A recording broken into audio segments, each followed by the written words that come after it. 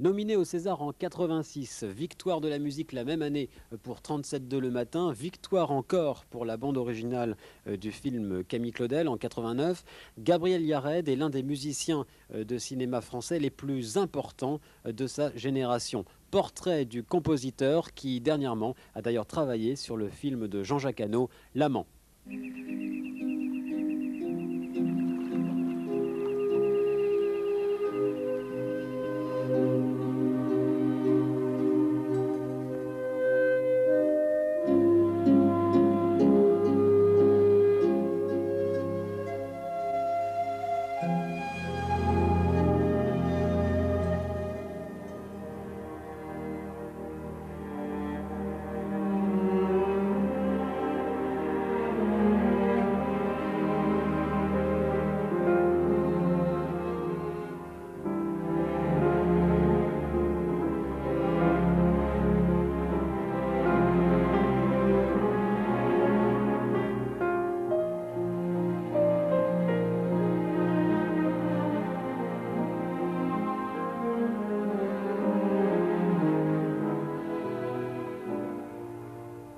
Moi, j'ai beaucoup de chance dans ma carrière parce que je n'ai pas commencé par des succès, je dois dire, c'est une grande chance.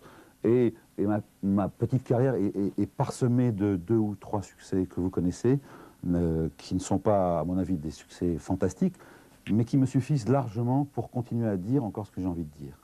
Je propose aux réalisateurs de travailler d'une autre manière, ou de travailler en amont ou en aval, je ne sais pas comment on peut dire, de travailler avant. Et très souvent, dans mon expérience, j'ai constaté que la musique que je faisais à la suite donc, de ces conversations et de cette lecture et de ma lecture du scénario, aboutissait à une musique qui, posée sur n'importe quelle partie du film ou sur des images du film, ne collait pas parfaitement, mais était en totale harmonie.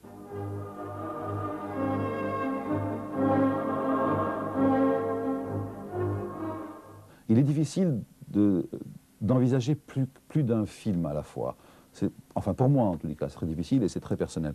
Donc, je préfère me consacrer à un seul film, même si ça dure 6 mois ou 7 mois, et à côté de ça, composer pour mon plaisir, ou bien, pourquoi pas aussi faire de ce qui m'arrive, je fais de la publicité, de la musique publicitaire, ou de la musique de jingle, qui chacun, pris dans sa vérité, est un exercice parfait pour un compositeur, pour s'entraîner.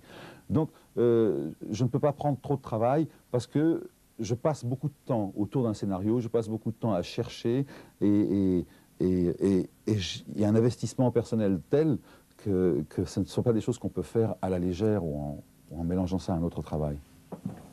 La seule manière finalement de s'en sortir pour moi, c'est de composer tout le temps. Et dans tout ce que je fais, il y a 80% de déchets à rejeter. Dans les 20% qui restent, il n'y a que des embryons de choses. Et après il y a le travail de papier à proprement parler, de fécondation. Parce qu'on ne peut pas tabler que sur l'oreille. Parce qu'à force de travailler à l'oreille, on use l'oreille. Ou en tous les cas, on l'habitue. Et on a besoin de l'intervention de l'œil, parce que l'œil entend. Sinon on ne peut pas expliquer les compositions, les dernières compositions de Beethoven, comme les quatuors, etc., qui sont les œuvres d'un sourd. Mais l'oreille interne, l'œil interne qui architecture et qui dispose, celui-là entend très très bien.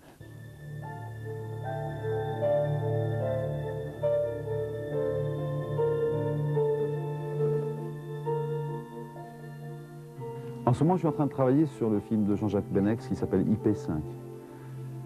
Donc qui est le dernier film que mon temps est tourné et qui est un conte philosophique très très intéressant. J'accumule et je sais, bon, je n'ai rien du tout qu'une atmosphère pour le moment.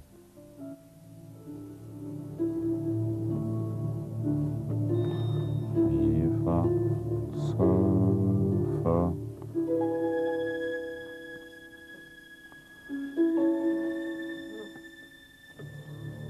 Écoutez, je crois que mes plus grandes idées ne viennent pas de moi, elles viennent de l'amour que j'ai pour la musique en général. Et les petites bribes que je reçois, j'ai l'impression que ça vient de tous les compositeurs, puisque je revendique totalement ma bâtardise en matière de style. Enfin, j'ai certainement un style en définitive, mais il est tout à fait bâtard, je ne prétends pas faire avancer la musique. Et mon inspiration provient beaucoup plus de la lecture des maîtres et de mon travail sur une cellule que je trouve, que de choses un peu vaporeuses.